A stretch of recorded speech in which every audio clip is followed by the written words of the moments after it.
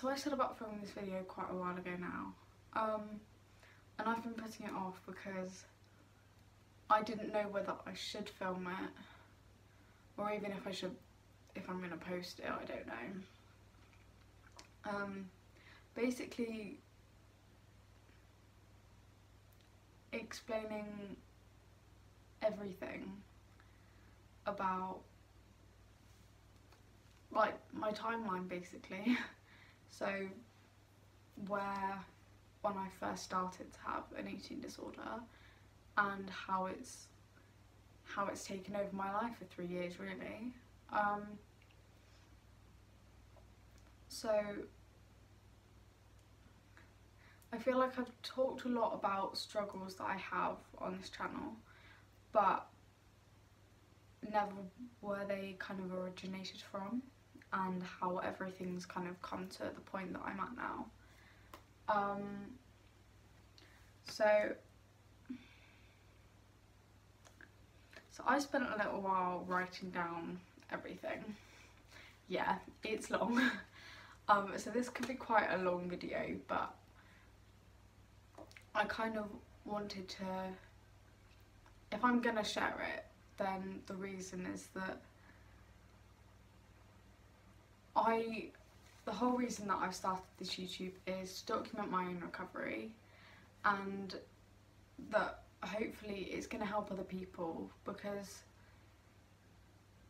there is so much going on in the world at the moment that if it helps anybody, then I am so I'll be so proud to have helped somebody if it will, and if it has.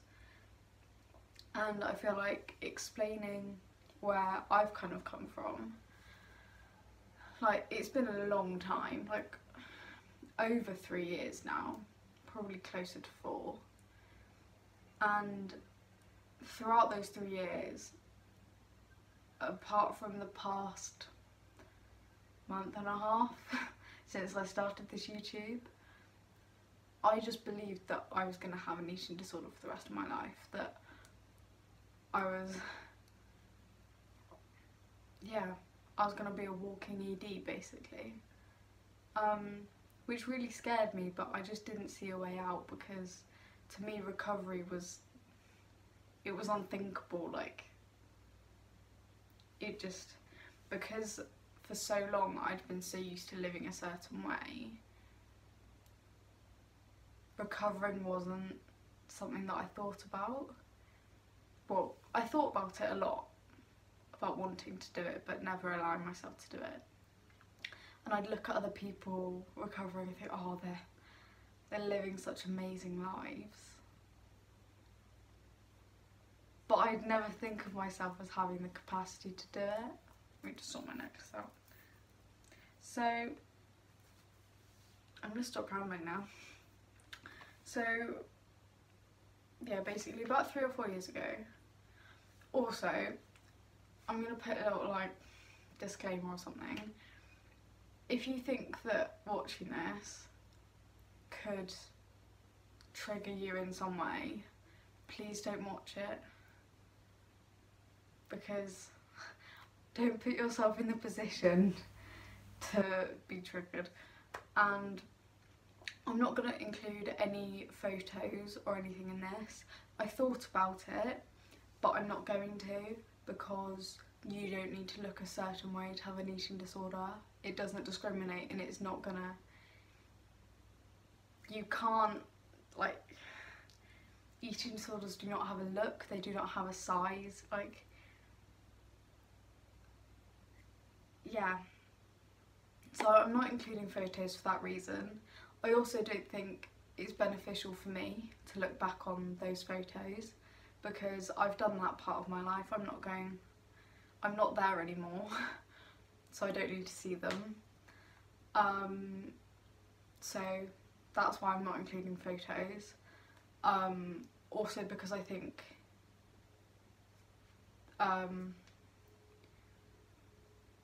like when I was kind of in the depths of my eating disorder, I used to watch other people's videos of their story, and I used to look at the photos and think, I don't look like that, so I'm not valid, which isn't true at all, because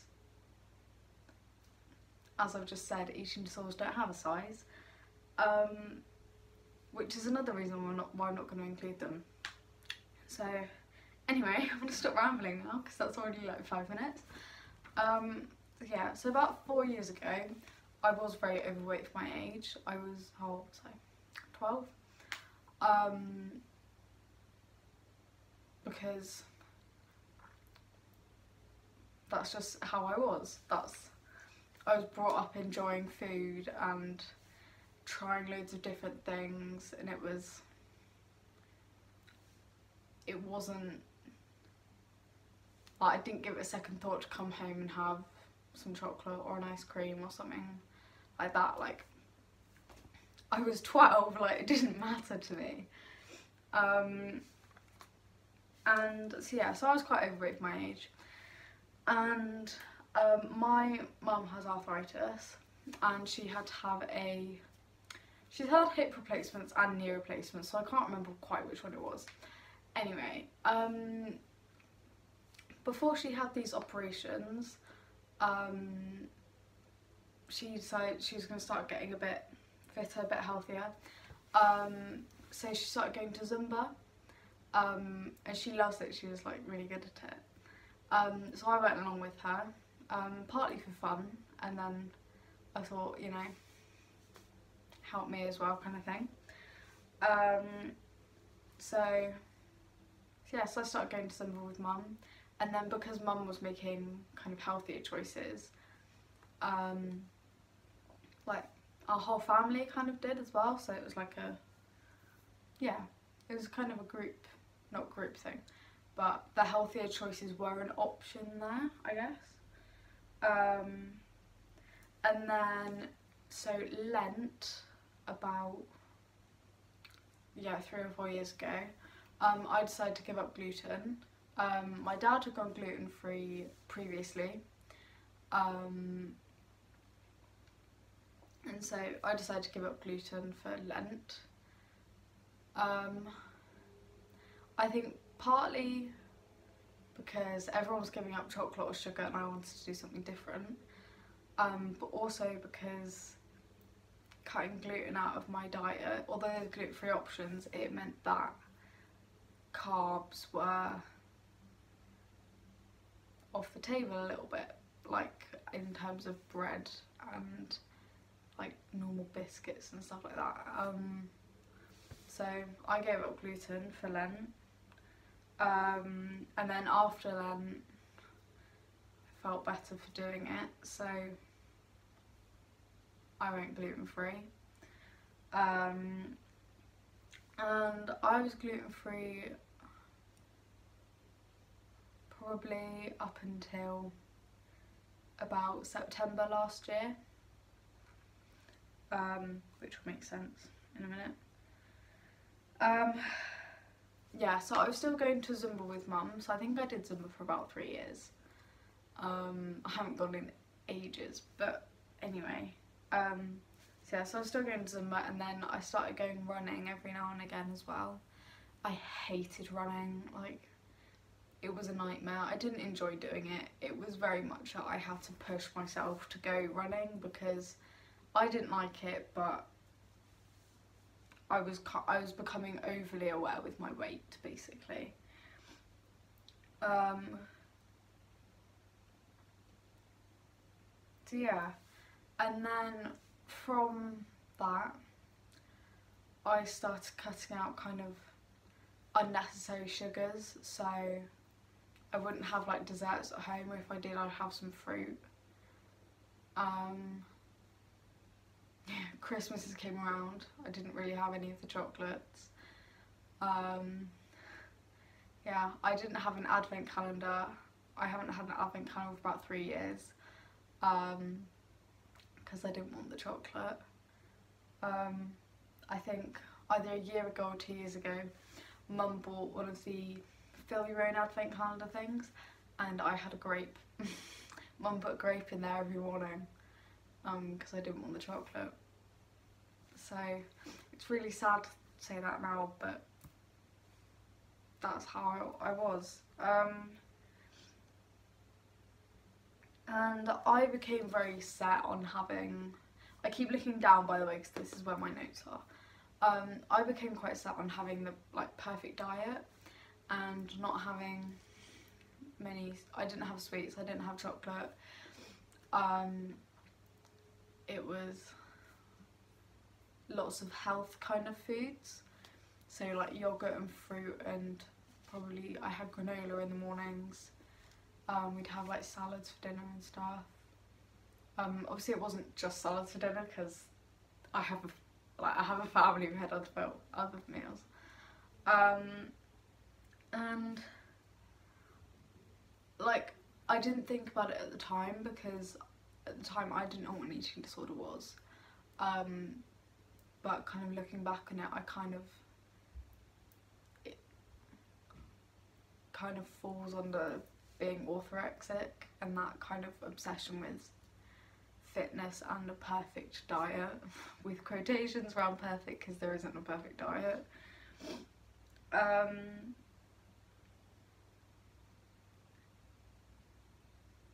So that carried on for quite a while, and I did lose a fair amount of weight, but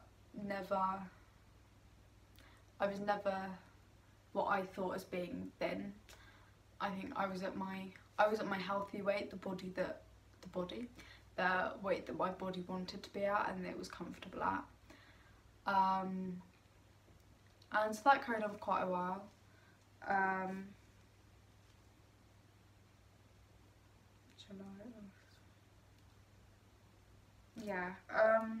And then so that carried on for a really long time, and I really enjoyed kind of living healthily, but it meant that I missed out on so much, like not having cake at a friend's birthday, or when we went out with family, when we go out for lunch or something, I'd have something at home, or I'd just have a salad and some water. I wouldn't get ice creams when it was hot weather. I missed out on so much because I was so afraid of, I think I became so afraid of becoming overweight again, like I was when I was kind of younger. And that, yeah, I was really scared of that. I shouldn't have been, but I was really scared of being fat again. And then I went on a residential with school up to London for a week, and we went shopping on a few days, but there was no going to Tesco's with my mum and picking out the foods that I wanted. And so we stayed at a kind of hostel thing. Although when Mum went to London when she was a lot younger, I actually stayed in the same place that she did, which was actually quite cool. Anyway, so they had like I don't know what they call it. It's like a breakfast buffet in the morning. So cereals, yogurt, and then loads of pastries, and you could have a filling breakfast if you really wanted to. So every morning I'd have yogurt, and some fruit.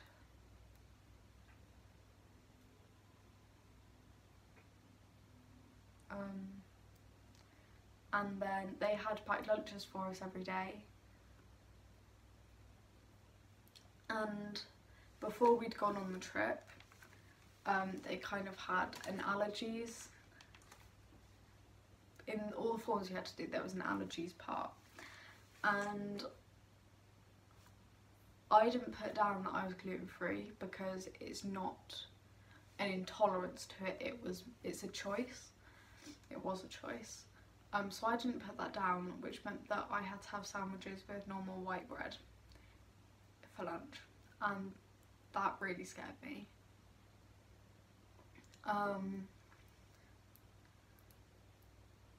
Yeah, so in our packed lunch we would have a sandwich. There was different fillings, so like chicken and mayo or tuna as we call like your standard sandwich fillings. So you'd have a sandwich, they had a small chocolate bar, a packet of crisps and a bit of fruit. And I was really scared of having a sandwich, like to have normal bread again and have white bread as well, not even, it wasn't even brown bread. It scared me so much that every day while I was there I would use a fork and I'd scrape out the filling of the sandwiches and I'd leave the bread and throw it in the bin.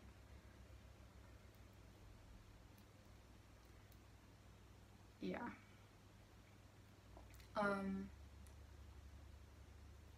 Because I was so scared of having bread, like because I was away from home, I was nervous already, and then so I'd have the filling of the sandwich. I always gave the chocolate bar away. I always gave someone a chocolate bar and then swapped it for their fruit, which was really sad when I look back on it. Like, so anyway, so that freaked me out.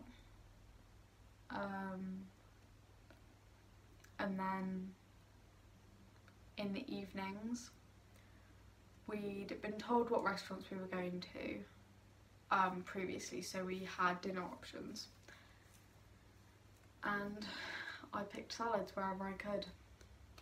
I think we went to Bello Italia and the Rainforest Cafe, had salads there. I can't remember what I had at the other places, but we went to, I think it was Gourmet Burger Kitchen,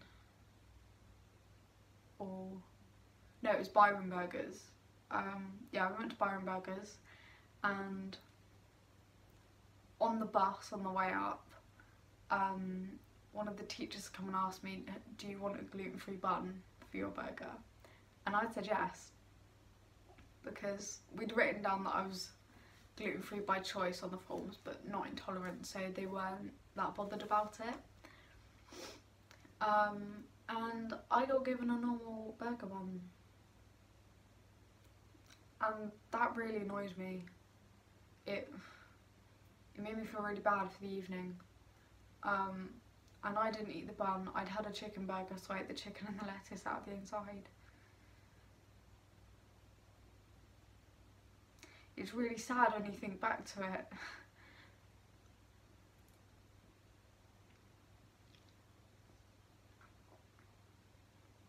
Yeah. Because I should have really enjoyed that week, and I spent so much of it getting really worked up over food. Every lunchtime I'd get really frustrated. Every meal. It was really hard.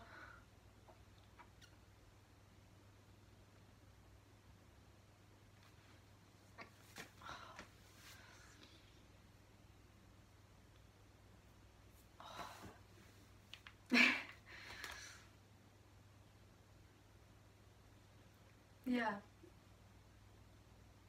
It's really sad when you think back to it, like, you think back to it now, like, it was just bread. It was just a burger bun, but at the time, it could change my mood so quickly.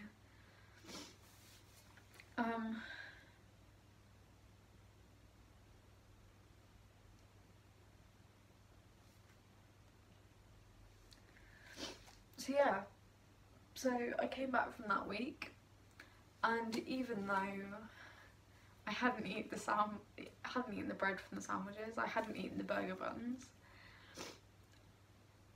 I felt really guilty because I hadn't been as healthy as I wanted to be. I felt really disgusting.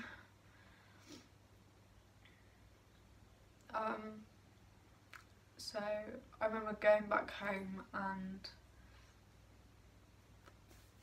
the day after I got back, or the day that I got back, Dad and I got into town, and I'd gone into a shop and tried on some sports leggings, and I remember going to the shop and just looking at myself, and I felt so disgusted. Because for me, I've never liked the way that I looked, and I've always felt really disgusting in my own body, and yeah, I felt really bad about myself. So I joined the gym.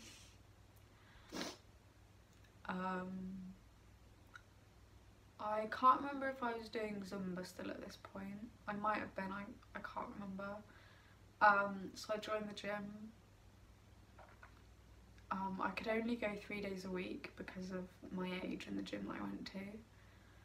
So I went 3 days a week. So I would walk down to the train station and get the train into town, walk from the train station to the gym, spend, I think we were limited to an hour at the gym, and I would stay longer if I could. And I'd go to the gym, and then come home. I would then do home workouts.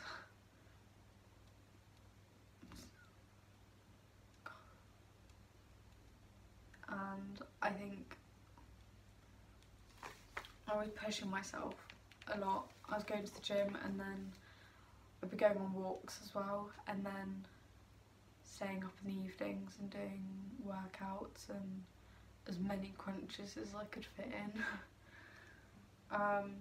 And I never felt any better about myself.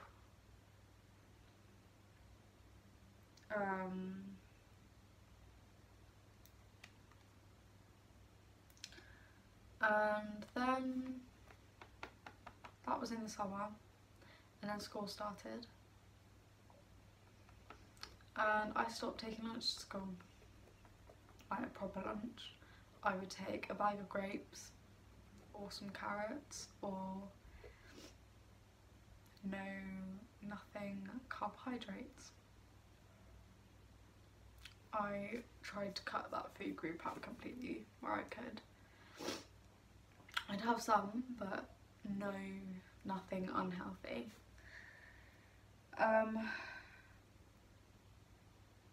So I was having that for quite a while, and then I just stopped having lunch, and I was drinking about 3 litres of water a day at school because I was so hungry, and I refused to believe that I was hungry. So I drink water to fill that feeling and to keep me full. I remember feeling like being in school,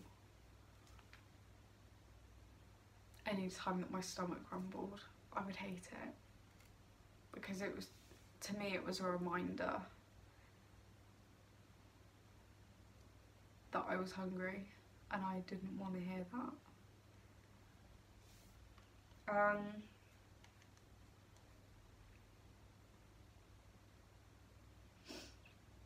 Yeah, at this point I severely started to cut down on my calories. So I wasn't having lunch, I wasn't having much for breakfast at all. Before the summer I would have porridge every morning. I love porridge.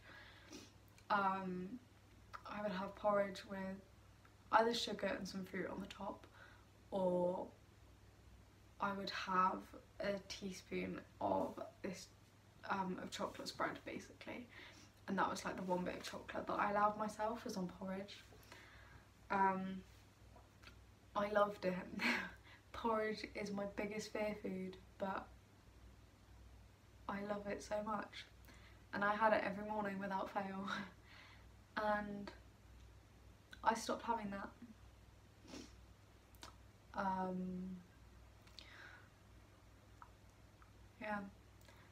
and then breakfast became just a bowl of fruit.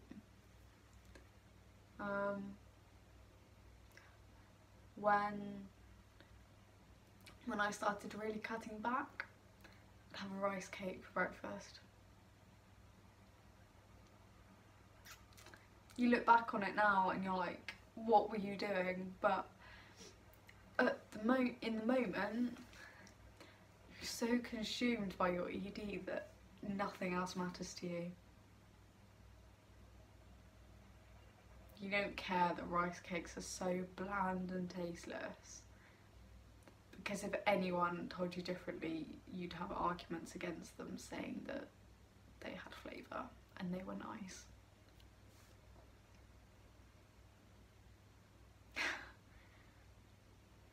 It's not funny, but thinking about it now is making me laugh because I was such an idiot.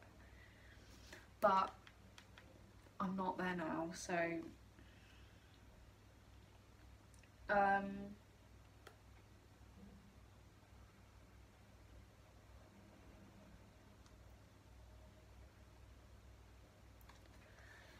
yeah, so at this point I wasn't really having breakfast. Didn't take anything to school with me, unless I had PE, then I'd take a bit of fruit.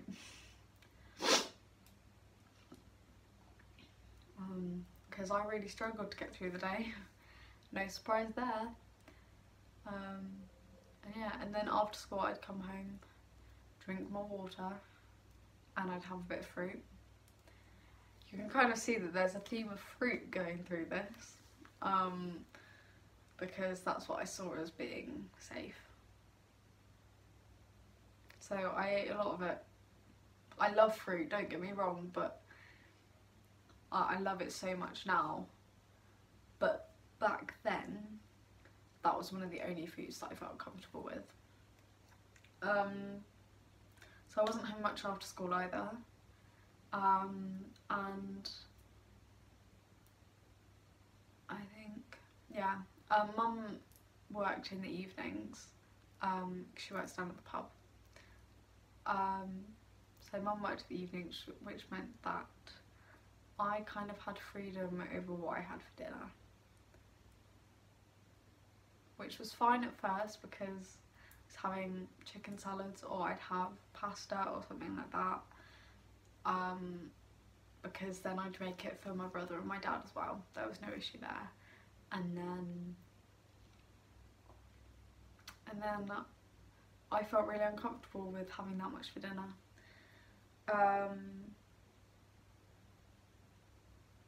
So I went from living this healthy lifestyle where I was eating enough. I wasn't including all food groups, but I was eating substantially. So in the space of about a year or two, I went from having that lifestyle to eating barely anything in the day.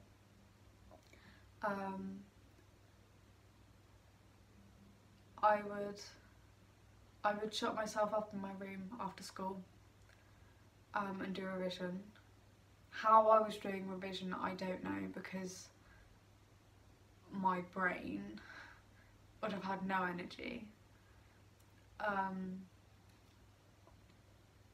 remember some days getting home from school and just crying because I didn't have the energy to do revision, but school drilled it into you. As soon as you get home, you do your work, you do your revision kind of thing.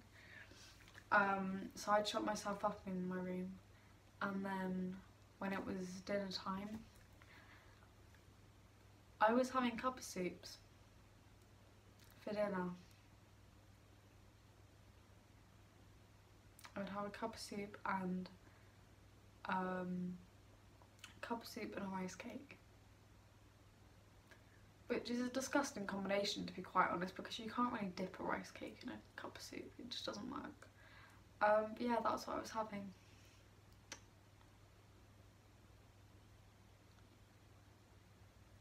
Just really sad that I didn't see a way of being healthy without eating barely anything. which is just what an ED does. You're not doing well if you're eating. So that happened. That went on for a little while. And I was losing weight, but I was also having no energy at school. I became really boring at school because I really struggled to talk to people because I didn't have the energy to. I didn't have the energy to make jokes, or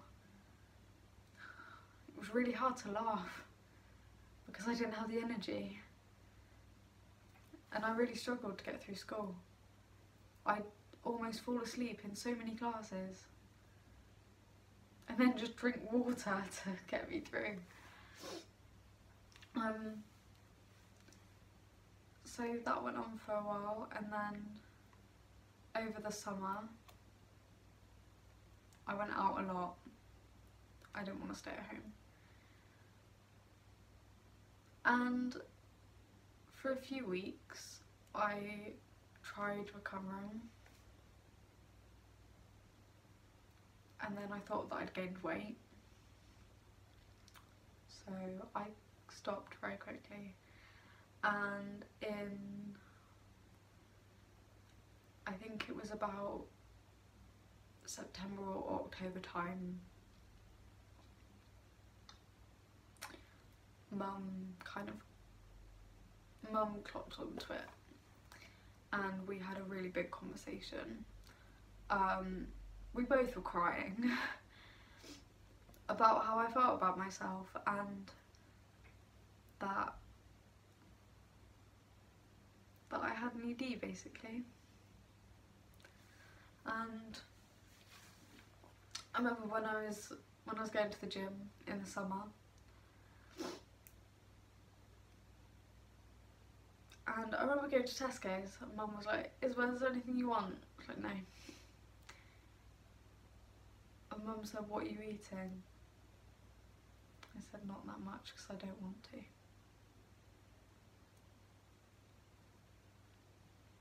It's not that I didn't want to. I wanted to eat food, but I wouldn't allow myself because my ED told me that I was so worthless if I did.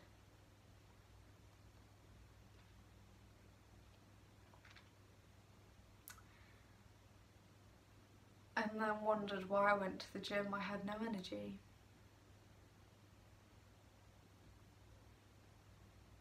Yeah. It was hard to see my mum not understand me, really. And it was really hard to know that it was breaking at her heart to watch me kind of destroy myself. I'm gonna start crying again now. So yeah, so Mum and I had a really big conversation. We both ended up crying about everything because I couldn't keep it in anymore.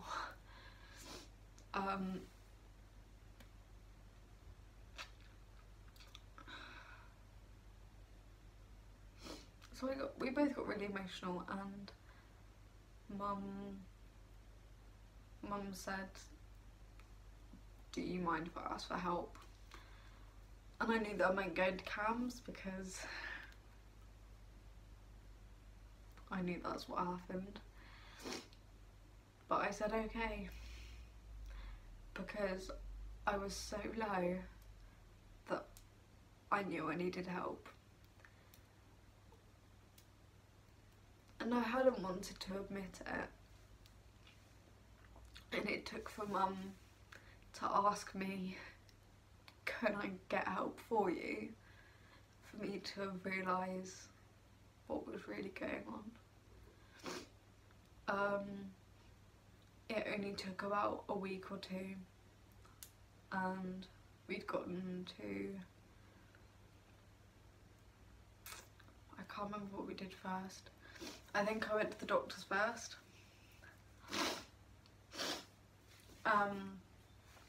So I went and had a blood test done, I turned green. I had 2 vials of blood taken out this arm for them to do blood tests and things, and I'd never had I can't remember the last time I'd had a blood test basically, so I'd have my arm on this pillow, and Mum had gone and sat outside, and she took the first one. I was like, okay, it's not too bad, and the second one I felt so dizzy, and so I felt like I could have died then and there. My face went green. I felt so sick because I hadn't eaten anything either, had I? And my head kind of dropped, and when Mum opened the door, I was there up with the needle in my arm and my head was down on the pillow because I felt so faint and that I was going to pass out. I didn't. I was okay, but it was horrible. So they sent my blood off to be tested. I don't actually know anything about how the blood tests went. They didn't tell me. So I think about a week after that I was sat in the hospital. No, we went to CAMS first and went and saw one of the eating disorder team, and they basically outlined it for me. Told me what an eating disorder was basically, which I knew already because I'm living it. And they said that the weight that I was at, I needed to put on some more, and that if I lost any I would be admitted to the Bramble ward. That meant a 3-week, I think it was 3 weeks of a feeding programme, so that I put on weight. But they said that they wouldn't need to do that unless I lost weight, which I didn't, I don't think. And so we went to the hospital every 2 weeks. But I would get my height taken, my weight and my blood pressure. And Mum took over all of my eating, so I had no control at all. Well, not at all, like, I had some choices, so, but it was a would you like this or this kind of thing. Because I was so incapable of making my own decisions. So Mum took over everything. I hated it every second. I cried one morning because I came down and there was a bowl of porridge on the table. And it wasn't one of those porridge bowls that you see on Instagram with loads of toppings. It was a bowl with porridge that thick. That thickness of a layer of porridge in a small bowl about that big with 3 raspberries on the top, and I cried. Because I think one of the reasons that porridge is my biggest fear food is because that relates back to me. I don't know. Back to a different time, I guess. So yeah, I cried a lot, and I haven't had porridge since then. Yeah, breakfast was really hard because I would try and get up earlier so I could get downstairs before Mum, and that didn't happen because Mum's smart and it was already there for me. So yeah, so Mum took over everything and I really struggled with that. So I think that was the first time I recovered. I put that in quotations because I didn't want to recover. I didn't want to eat all this food and I hated every second of it. And I gained weight because I needed to. And yeah, there was an awful lot of crying. And that went on until, that was like the September, October last, like that's just passed. And I was kind of doing okay with it till about February. And I thought I was doing okay because I was eating what normal people ate, really. I was doing okay in terms of the eating. None of my thoughts had gone away. If anything, they got stronger because I was being forced to eat and I didn't want to. I really didn't want to.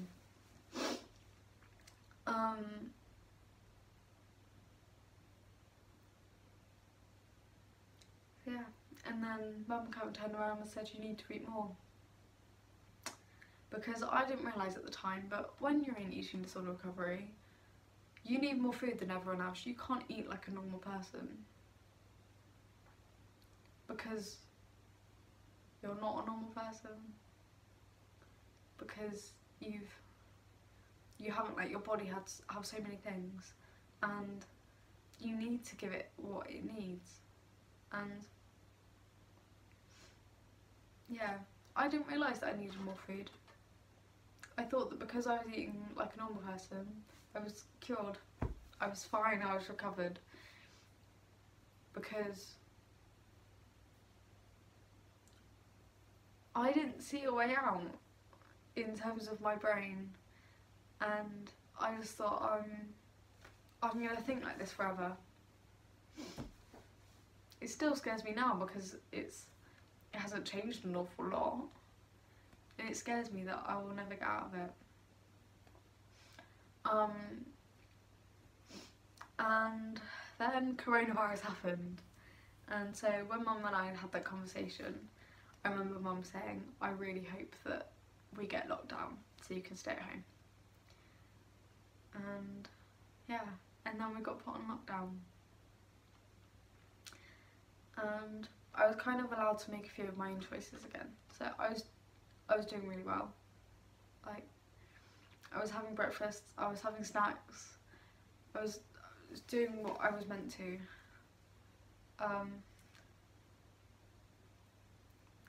Until I hit a point and I didn't want to do it anymore. I really didn't want to because I missed the control.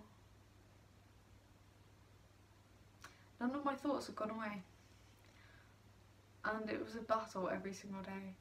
And I gave in. So I started waking up later because I'd have to force myself to stay in bed. It was so sunny and warm outside, I wanted to be outside, but I forced myself to stay in bed because staying in bed meant less time to be downstairs and eat. So I'd come down at about midday and have kind of brunch. So that started off with having things like toast, or I'd have rice, but that rice would have been weighed out to a certain amount of calories. So yeah, and then there was always fruit in the fridge. I'd only snack on fruit.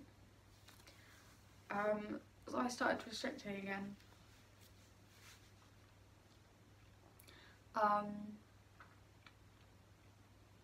Yeah, I really wasn't eating a lot in the day. I slept a lot.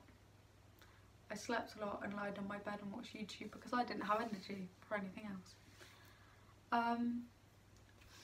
And when dinners came around, I was eating dinner, I was having a substantial portion, but in terms of the calories, it really wasn't enough. Because I would choose kind of high volume but low calorie foods. So having a salad most nights with ham and egg.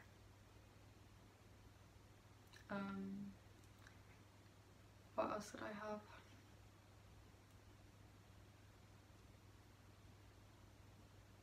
Lots of spaghetti hoops. That carried on for a really long time. How long have we been? Been in lockdown for about 4 months. I think about 3 of them I was spending my day like that. And I lost a lot of weight again. And on the... people kind of made comments along the way saying, oh, you've lost weight. I was like, no, I haven't lost weight, fine. Internally, I loved that comment. Well, I didn't love, my ED loved that comment. The validation of losing weight. But I'd always deny it. And on the 21st of June, no, 22nd of June, no, yeah, 21st of June was Father's Day, and my dad got really worried because he said that I lost weight, which I had. So Mum weighed me.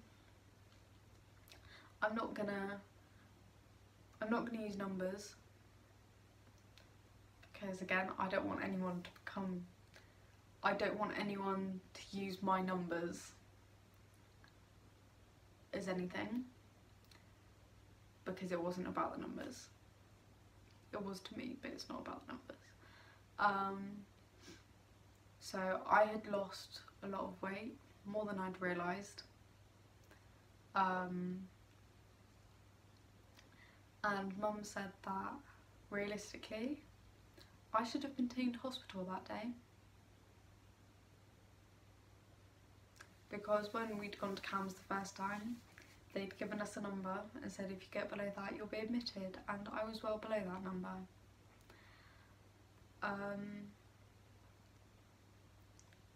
Mum was really tempted to take me to hospital, and I wouldn't have blamed her if she did. I would have hated her. Well, not hated. My ED would have hated the fact that I'd had to go to hospital. But I'm really grateful that she didn't, because, yeah, hearing my mum say you should be in hospital really scared me.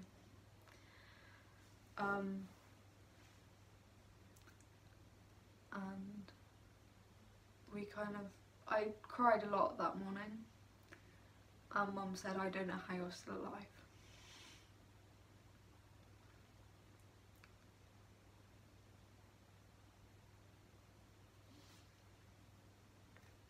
Which was really hard, because I didn't realise that I'd let it get to that point.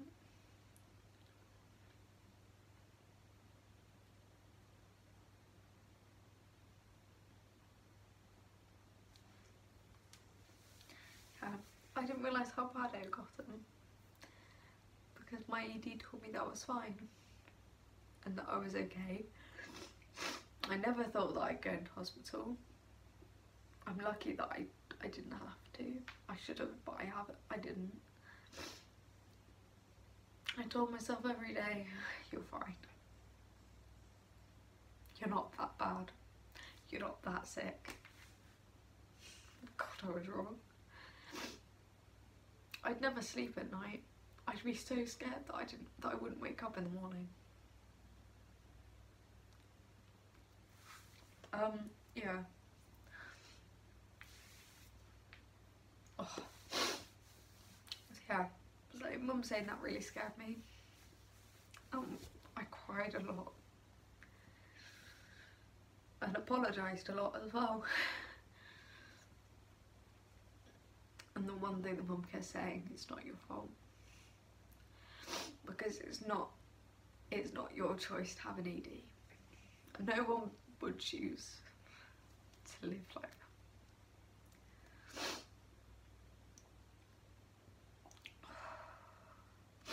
So yeah, so I'd already planned to meet up with one of my friends the next day. It's the first time we'd gone out, apart from to go shopping, like food shopping for the family, which I'd get very anxious about as well. Anyway, that doesn't matter. So I'd gone out the next day to see my friend, and I told her that I have an eating disorder, and explained it.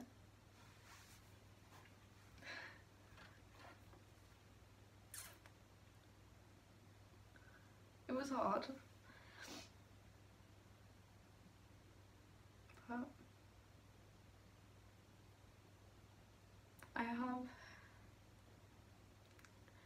I lost a lot of friends because of this ED. But I have Jasmine, who you've already seen on this channel, she's amazing, she was the first person to know. And Izzy, shout out to you guys, because you're like, yeah. Because you guys are amazing and you supported me through all of it. And I don't know what I would have done without you guys there, so thanks. So yeah, so I met up with Izzy that day, which was amazing, because yeah, that day was such an eye-opener for me. Because Izzy, your way of looking at everything is amazing. And it seems that always when I meet up with you two, I'm just going to talk to you because everyone else can ignore this, but you two inspire me so much, and I always feel so confident and empowered when I meet up with you, and it lasts after I've met up with you as well.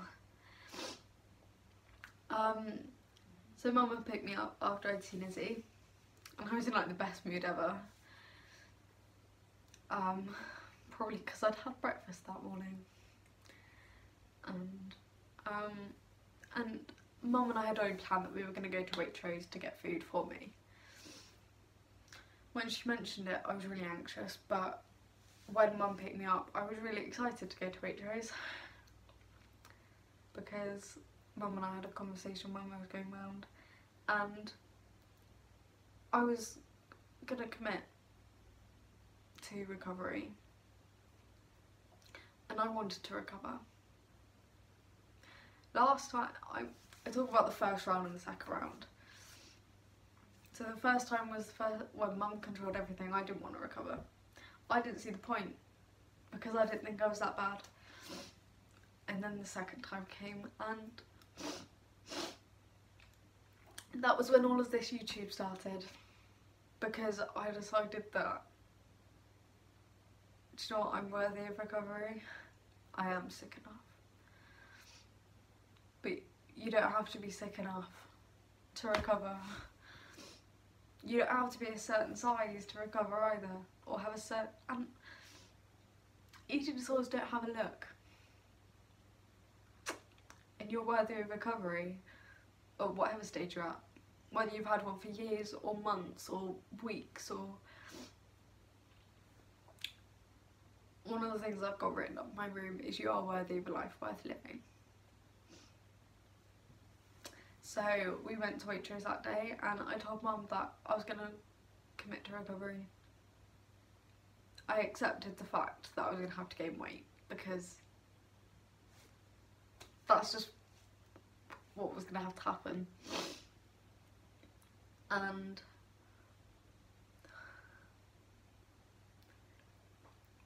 to see my mum's face when I said that I was going to accept the weight and commit to eating more, a lot more, and do it properly, to see how relieved she was.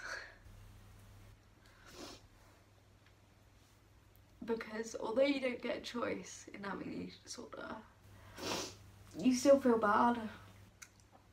I felt bad every day because I knew I was breaking my parents' hearts, because I was destroying myself. But seeing the look of happiness on my mum's face when I said that, it was one of the best feelings ever.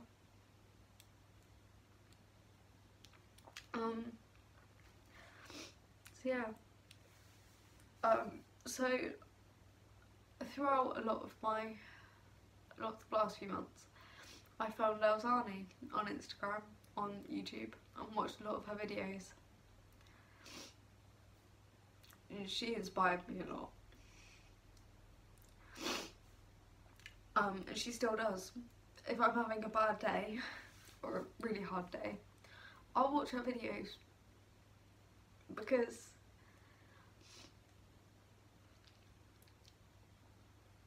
it motivates me.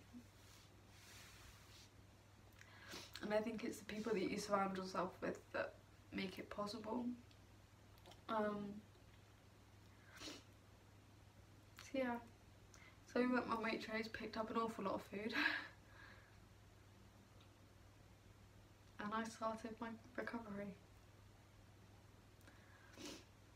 And it's been a long time coming. Years.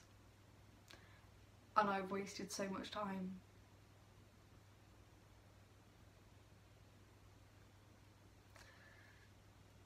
So yeah. And then I started this YouTube. So I think I've been doing it for 1 month and a half. I feel so much better for doing it. Like, I actually have the energy to make memories with people now. I have the energy to laugh with my mum. I have the energy to have a conversation with my mum and my dad. To go out into town with my dad and like laugh at things that I wouldn't have been able to laugh at before because I wouldn't have had the energy. And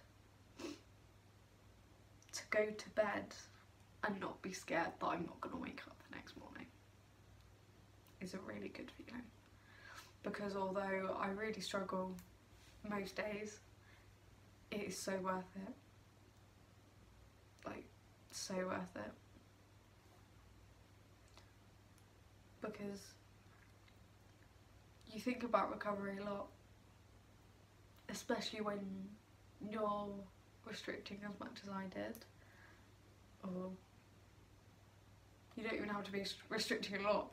If you're not having the food that you want to recover. Like,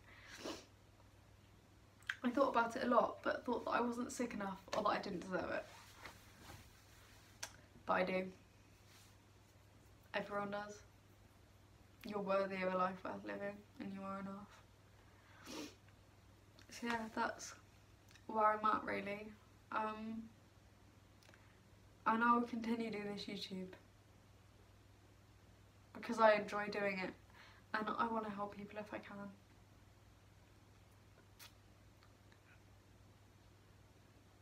So yeah. So thank you for watching me cry a little bit and listen to all of this. So yeah. It doesn't matter how long you've been struggling for. You are worthy of recovering and you deserve a life full of amazing memories. Yeah, thank you very much for watching, and thank you to my family, and thank you to Jasmine and Izzy for being my absolute rock, because I wouldn't have done it without you guys. I've still got a long way to go, but I'm getting there. So yeah, thank you very much for watching. I appreciate that this was a really long video and that most people won't have watched most of it, but that doesn't matter. If you did, thank you very much. Yeah, thank you.